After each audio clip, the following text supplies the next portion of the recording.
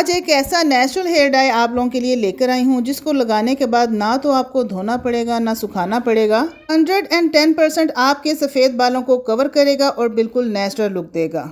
Chemical वाले hair dies लगाना छोड़ दीजिए क्योंकि वो आपके बालों को भी ख़राब करते हैं और साथ साथ आपकी आई साइट को भी वीक करते हैं। लेकिन आज जो नेचुरल इंग्रेडिएंट के साथ मैं ब्लैक हेयर डाई बनाने लगी हूँ वो ना सिर्फ आपके ग्रे बालों को ब्लैक करेगा बल्कि आपकी आई साइट को भी तेज़ करेगा। इसको लगाने के बाद बिल्कुल भी वॉश करने की ज़रूरत नहीं है क्योंकि पानी से ये बिल्कुल भी नहीं उतरता है। ना ये आपका दुपट्टा ख़राब करेगा ना पिलो ख़राब करेगा। आप इसको लगाकर सो भी सकते हैं, नेक्स्ट डे भी आप इसको वॉश कर सकते हैं। अस्सलाम वालेकुम माय किचन क्वींस, कैसी हैं आप सब। वेलकम करती हूँ आपको किरण कुकोलॉजी में।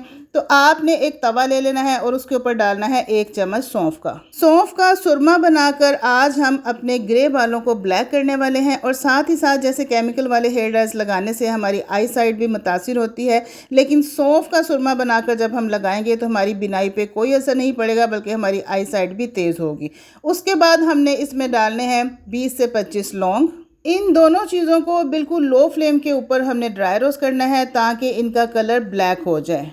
लौंग से बालों की ग्रोथ में इजाफा होता है। अगर आपके बाल काफ़ी अर्से से एक ही पॉइंट पर स्टॉप है और उनकी ग्रोथ नहीं हो रही है तो लौंग पीस कर लगाने से स्कैल्प की ब्लड सर्कुलेशन तेज़ होती है और हमारे बालों की ग्रोथ बहुत तेज़ी से होना शुरू हो जाती है। ज़्यादा से ज़्यादा 5 से 7 मिनट लगेंगे और हमारी सौंफ और जो लौंग है ना वो ब्लैक हो जाएंगे, ड्राई रोस्ट हो जाएंगे और जो लौंग है वो फूल के साइज़ में डबल हो जाएंगे। इस पॉइंट पर आके चूल्हा बंद कर देना है और अब हमने इन चीज़ों को पीस लेना है ताकि ये बारीक पाउडर की शक्ल में आ जाए। आप चाहें तो मिक्सी वाले जार में डालकर भी इनको पीस सकते हैं, ग्राइंडर वाली डब्बी में डालकर, या फिर मैनुअली भी आप इसका सुरमा बना सकते हैं। क्योंकि ड्राई रोस्ट करने के बाद ये इंतहाई सॉफ्ट हो जाते हैं और हाथ से भी बड़ी आसानी के साथ ये पिस जाते हैं। तो यहाँ पर सुरमा बनकर तैयार हो गया है।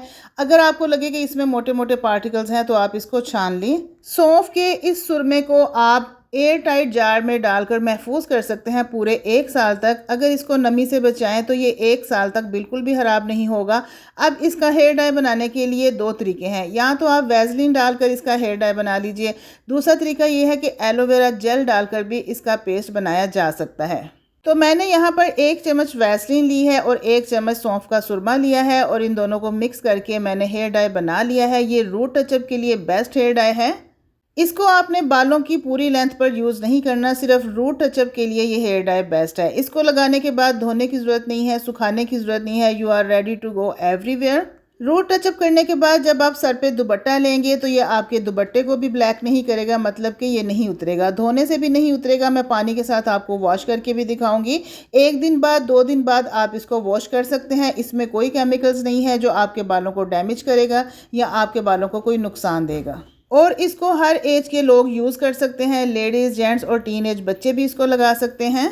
अगर आप चाहते हैं कि आपके टाइम की बचत हो और घंटों आपको केमिकल वाले डाई के साथ टाइम वेस्ट ना करना पड़े तो इस सौंफ के सुरमे को बनाकर रख लीजिए। जब भी कहीं इमरजेंसी जाना हो तो फ़ौरन से सुरमा निकाला, उसका पेस्ट बनाया और बालों में लगाकर 2 मिनट के अंदर अंदर आप अपने सफ़ेद बालों को काला कर सकते हैं।